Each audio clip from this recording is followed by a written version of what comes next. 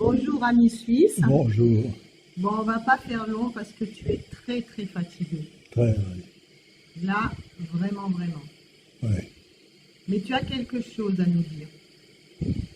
Ce serait bon, de méditer absolument et très profondément les paroles d'Abdelkader, L'émir Abdelkader, donc. le meilleur Abdelkader. Si vous ne le connaissez pas encore, ça m'a vous le diffuser. Oui, je vous diffuserai le passage dont il est question. C'est quelque chose de très profond. C'est très profond. Ça va au-delà du sens des mots.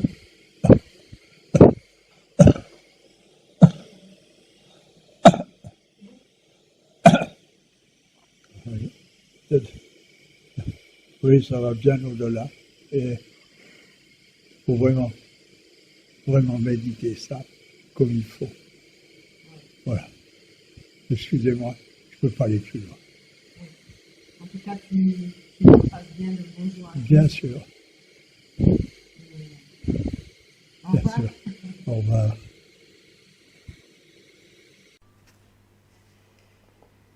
Qui donc mérite le châtiment? Tandis que je me trouvais dans la mosquée sacrée, il s'agit de l'enceinte de la Kaaba à la Mecque, je fus ravi à moi-même et reçus cette inspiration sous forme de question. La foi dans le paradis et l'enfer, ainsi que la croyance en un châtiment sensible, sont des éléments fondamentaux de notre religion. Comme tels, ils sont connus de l'ensemble des musulmans, à tel point que quiconque remettrait en cause ces dogmes serait unanimement considéré comme un mécréant. D'autre part, il est établi que l'être humain est composé des éléments suivants. 1. Une forme corporelle constituée d'os, de chair, de sens externes et internes, de membres tels que les mains, les pieds, les yeux, les oreilles, etc. 2. Une âme animale soumise à des passions intérieures. Elle est le siège du désir et ses attributs nous sont communs avec les animaux. 3. Un esprit saint et supérieur, qui est le siège de la science au sein de cette forme corporelle. C'est à lui que s'adresse le discours divin. L'esprit le saisit et doit lui donner une réponse. Laquelle de ces trois modalités de l'être humain doit subir le châtiment divin? 1. Les membres et les sens. Dieu dit pourtant dans le Coran: le jour où leur langue, leurs mains et leurs pieds témoigneront à leur encontre des œuvres qu'ils ont accomplies. Coran 24-24. Et aussi, quand leur ouïe, leur vue et leur peau témoigneront contre eux. Coran 41-20. Or, un témoin véridique doit être traité avec égard et ne peut pas être victime de l'opprobre. Comment donc ces membres pourraient-ils subir le châtiment du feu? 2. On dira alors que c'est l'âme animale, brute et concupiscente qui sera châtiée. Mais comment cela est possible?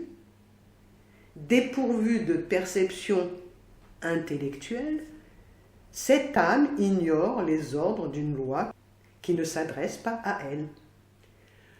Du reste, si cette modalité de l'homme était soumise aux impératifs de la loi, les bêtes de somme y seraient également soumises. Or, il n'est aucun savant, quelle que soit son orientation au sein de l'islam, pour soutenir cela. L'âme animale ne peut faire autrement que d'exiger ce qui est conforme à sa nature et elle n'a aucune connaissance de ce qui est au-delà. 3.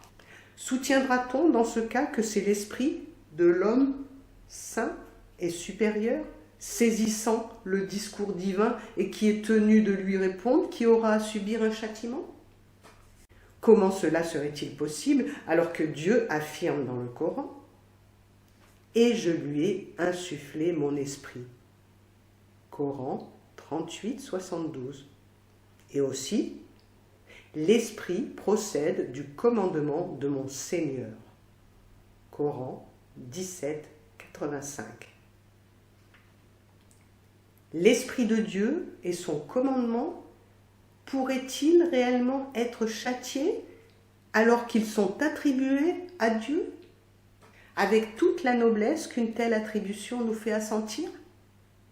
Répondez-moi donc, vous en serez récompensés, et mettez un terme à notre perplexité. J'ai reçu une seule réponse. Ce n'est pas une réponse que l'on peut écrire ou dire. C'est une réponse qui se transmet de cœur à cœur. Émir Abdelkader.